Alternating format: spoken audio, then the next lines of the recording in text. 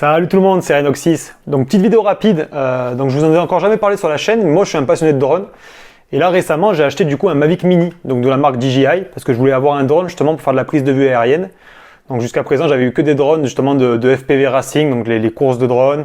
J'avais également des petits Tiny Whoop, donc c'est des tout petits drones, justement pour faire des courses mais un petit peu en intérieur. Voilà, enfin j'ai toujours été passionné de drone depuis que ça existe. De drones multicoptères et voilà. Et donc là plus récemment, enfin ça m'a toujours un petit peu fait de l'œil tout ce qui est tous les drones DJI et là donc du coup j'ai craqué en mars pour acheter du coup un Mavic Mini.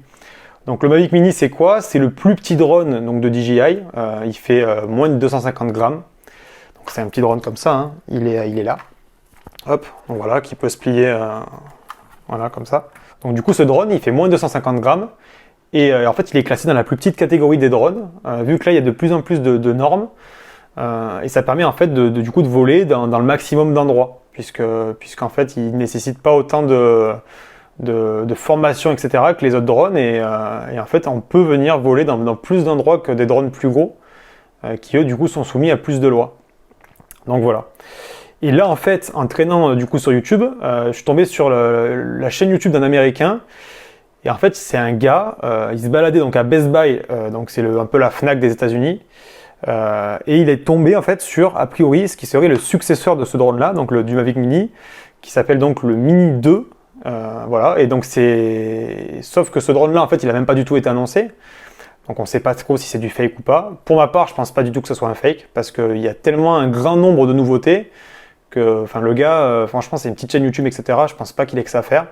Je pense tout simplement que voilà, c'est un drone qui a déjà été reçu par les magasins, malgré qu'il n'ait pas été encore annoncé par la marque. Et du coup, ce gars-là, en fait, il est tombé dessus dans un rayon parce qu'il a été malencontreusement mis du coup dans un rayon en vente. Voilà. Donc dans sa vidéo, on le voit vraiment, il montre le drone sous tous les angles. Il peut pas le faire voler puisque les serveurs sont même pas reliés, ils sont même pas en ligne en réalité. Ce drone-là, il est pas encore, même pas inclus dans l'application. Donc il peut pas le faire voler, mais il montre vraiment tous les détails du drone. Et donc moi j'ai décortiqué les 3 vidéos et je vais pouvoir du coup vous montrer vraiment les différences entre ce nouveau drone et le Mavic Mini.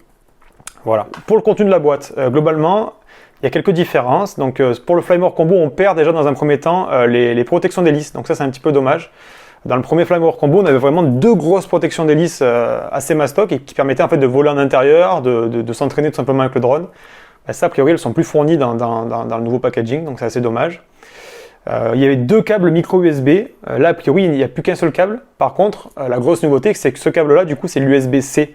Ce qui veut dire que le drone, la radiocommande et le pack de chargement de batterie, tout ça passe du coup du micro USB vers l'USB-C. Donc potentiellement pas mal d'avantages à ça, puisque du coup, c'est la dernière norme USB. Donc ça, c'est cool. Ensuite, bon, a priori, ils fournissent un peu plus de pièces de rechange. Donc, il y a des hélices de rechange toujours, mais il y a également des petits sticks pour la radiocommande, donc de rechange. Il y a aussi un tournevis, voilà, une petite nouveauté. Et globalement, par contre, au niveau du sac de transport du drone, ça a complètement changé.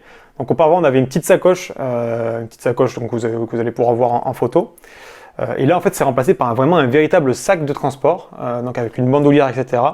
Donc il y a plusieurs raisons à ça. Donc la sacoche, c'était vraiment, je pense, qu'il n'y a pas plus optimisé que cette petite sacoche qu'on avait au niveau du rangement de la place. Mais en fait, le nouveau drone vient avec une nouvelle radiocommande qui a complètement rien à voir par rapport avec l'ancienne.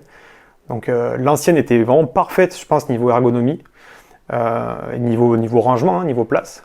Mais là, en fait, la nouvelle télécommande arrive avec tellement de grosses features qu'en fait, ils ont pas pu la miniaturiser autant que la première. Et du coup, en fait, le sac, globalement, il est plus gros, le sac de transport du drone. Et je pense que c'est pour ça qu'il y a des accessoires en moins dans la boîte, comme les protections d'hélice, parce qu'ils n'ont pas voulu faire une boîte non plus beaucoup plus grande, à mon avis, pour rester justement dans l'idée que c'est un petit drone. Au niveau des caractéristiques techniques du drone, alors globalement, au niveau de l'autonomie, on est quasiment pareil. Donc on était à 30 minutes auparavant, là on est à 31 minutes. Par contre, auparavant, le test était fait avec un drone à une vitesse de 3,8 mètres par seconde. Là, a priori, le test a été fait avec une vitesse de 4,7 mètres par seconde. Ça veut dire que le drone va plus vite et qu'il a une autonomie qui est plus grande d'1 minute. Donc c'est pas mal du tout. Sachant que vous allez voir après, mais la batterie en fait a une capacité un petit peu moindre. Donc voilà. L'ancien drone faisait donc, le Mavic Mini faisait 249 grammes. Là, il est toujours écrit 249 grammes sur le package et sur le drone. mais il est écrit en petit qu'en fait en réalité il en fait plutôt 242 en moyenne. Mais voilà, ils sont restés à moins de 250 parce que de toute manière la norme est à 250. Donc le 249, voilà, ils l'ont laissé. Mais a priori il est un petit peu plus léger que l'autre. Voilà. La grosse nouveauté a priori c'est la résistance au vent. Donc on était sur 8 mètres par seconde, donc au niveau du vent auparavant, donc une catégorie 4. Et là le drone peut résister jusqu'à 10,5 mètres par seconde, ce qui fait environ 38 km/h. Ce qui est vraiment pas mal du tout, et du coup c'est une catégorie 5 au niveau de la résistance au vent, donc c'est vraiment pas mal du tout.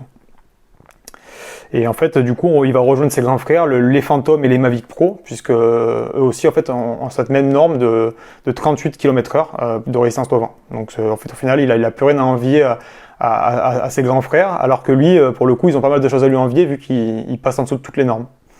Voilà. Donc au niveau des batteries, il y a pas mal de différences, vous allez pouvoir les voir sur les photos. Alors déjà, bon, avant elles étaient noires, maintenant elles sont devenues grises.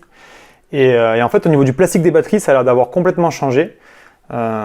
Les batteries du Mavic Mini, en fait, c'était 2 accumulateurs qui étaient sous un plastique tendu noir.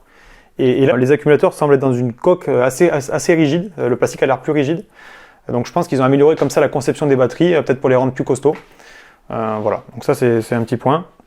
Du coup, je pense que cette épaisseur en plus, elle est répercutée du coup sur la capacité des batteries, puisqu'on passe de 2400 mAh à 2250. Donc on perd un petit peu au niveau de la capacité des batteries.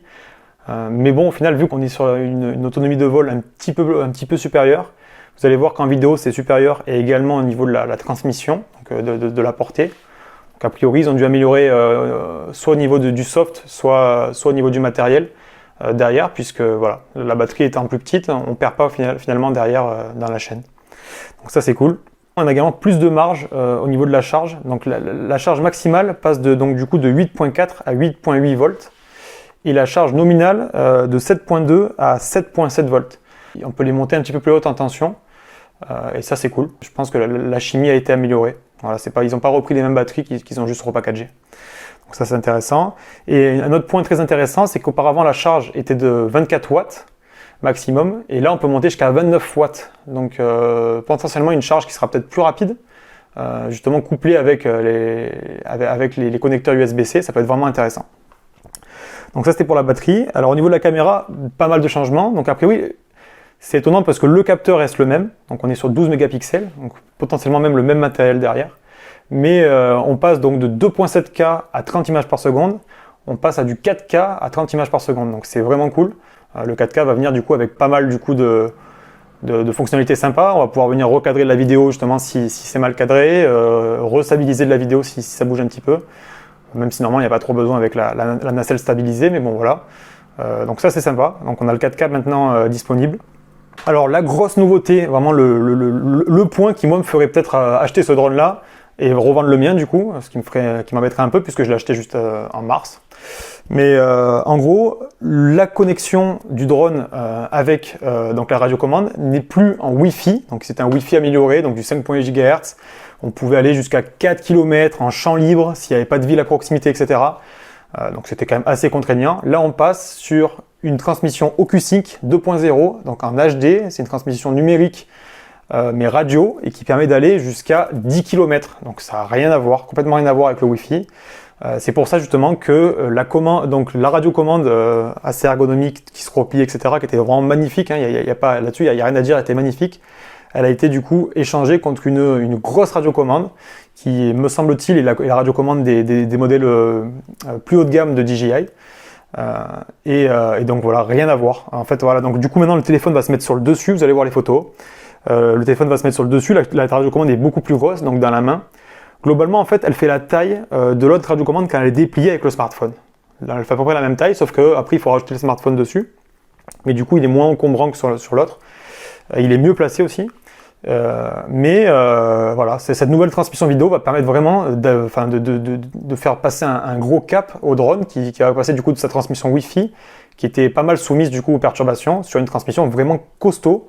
Et on va pouvoir faire à la limite du long range avec ce drone. Donc très bonne nouvelle pour ça. Voilà.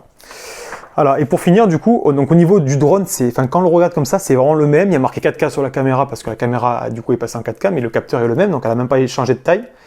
Mais on remarque quand même deux nouveautés assez étonnantes. Donc une première chose, c'est sur l'avant du drone, on remarque une petite bande, une petite barre. Et donc du coup, a priori, le gars a sorti une dernière vidéo parce que des gens lui ont posé la question. Et cette barre-là, c'est de la lumière, simplement. C'est une lumière, donc lumière bleue. Je ne sais pas si elle sera RGB, si elle pourra changer de couleur. Je ne sais pas si elle pourra servir, je sais pas, par exemple, de flash, etc. En tout cas, ils ont rajouté une bande lumineuse sur le devant. Donc c'est peut-être tout simplement pour s'aligner sur des nouvelles normes qui vont arriver, où le drone doit être plus visible, etc. Je ne sais pas trop. Mais voilà, donc déjà, il y a une barre lumineuse, ça c'est certain, sur l'avant du drone. Après, moi, j'ai remarqué une différence notable. Je ne sais pas encore l'expliquer. Mais en gros, sur donc le Mavic Mini, on avait ici donc deux emplacements. Du coup, le Mavic Air et le Mavic Pro, ici, ils ont leur capteur de anti-collision. Et alors que sur le Mavic Mini, c'est seulement deux petits caches noirs. Et là, j'ai remarqué que c'était plus un cache noir, mais c'était un petit grillage noir. Donc du coup, on le remarque pas forcément facilement, mais en mettant justement sur la vidéo, en fouillant bien la vidéo du gars, donc on remarque que c'est plus du tout des petits caches noirs fermés, c'est vraiment des grillages ouverts. Donc est-ce que derrière ils vont mettre un capteur? Je sais pas, est-ce qu'ils vont faire, ils vont mesurer la vitesse de l'air pour avoir la vitesse du drone? Je pense pas. À mon avis, c'est seulement pour améliorer le refroidissement. Mais pourquoi pas peut-être mettre un capteur, je sais pas, ultrason avec l'émission, la réception ici, je sais pas. Voilà, donc à voir. Mais en tout cas, n'hésitez pas à le dire dans les commentaires si vous avez des idées. Mais c'est certain qu'il y a eu un changement à ce niveau-là. Donc peut-être que tout simplement ça chauffe beaucoup plus là-dedans, puisque sur le nouveau drone, du coup, ça filme en 4K. Donc peut-être qu'il y a besoin d'un meilleur refroidissement, donc deux entrées d'air forcées à l'avant. Enfin voilà, le truc, ça devient une voiture de course, quoi. Avec voilà, il a des entrées d'air forcées et tout. Maintenant, ils vont mettre un petit radiateur. Non, c'est franchement, voilà. Donc ils ont peut-être un peu mieux étudié le flux d'air à l'intérieur du drone. Mais ce qui est étonnant, c'est qu'il n'y a pas de sortie à l'arrière. Donc un flux d'air qui rentre mais qui sort pas, c'est pas ouf. Donc bon, voilà. Si vous avez des idées, n'hésitez pas. Mais en tout cas, c'est certain, c'est qu'il y a eu un changement et qu'il y a un grillage. Ça, je l'ai vu. Et voilà. Donc on verra ce que ça donne. Voilà. Donc ça, c'est une des petites nouveautés. Et un dernier petit point qui est intéressant à savoir, c'est qu'en fait, du coup, les batteries du Mavic Mini sont compatibles avec les batteries du coup du nouveau drone, donc du Mini 2. Et donc le gars, on lui a posé la question, donc il a fait une dernière vidéo pour montrer ça. Et on peut les interchanger, les mettre, le drone démarre. Voilà. Donc après, on verra. Par contre, si après c'est bloqué niveau logiciel, le DJI nous embrouille bien, parce qu'en tout cas, pour l'instant que le drone n'est pas connecté, du coup, qu'il n'est pas fonctionnel, il démarre correctement avec les batteries du coup de son prédécesseur. Donc ça, c'est une très bonne nouvelle pour ceux qui avaient acheté des packs de batteries, mais ils pourront peut-être les réutiliser. Et voilà. C'est tout pour cette vidéo. J'ai essayé de faire vite, mais bon, a priori, j'ai encore parlé beaucoup. Donc n'hésitez pas à vous abonner si le contenu vous a plu, aimez la vidéo également pour qu'elle soit mieux référencée. Et voilà, et si vous avez n'importe quelle question ou que vous voulez justement qu'on échange sur le sujet, n'hésitez pas à mettre de commentaires. Voilà. Allez, merci tout le monde, à plus.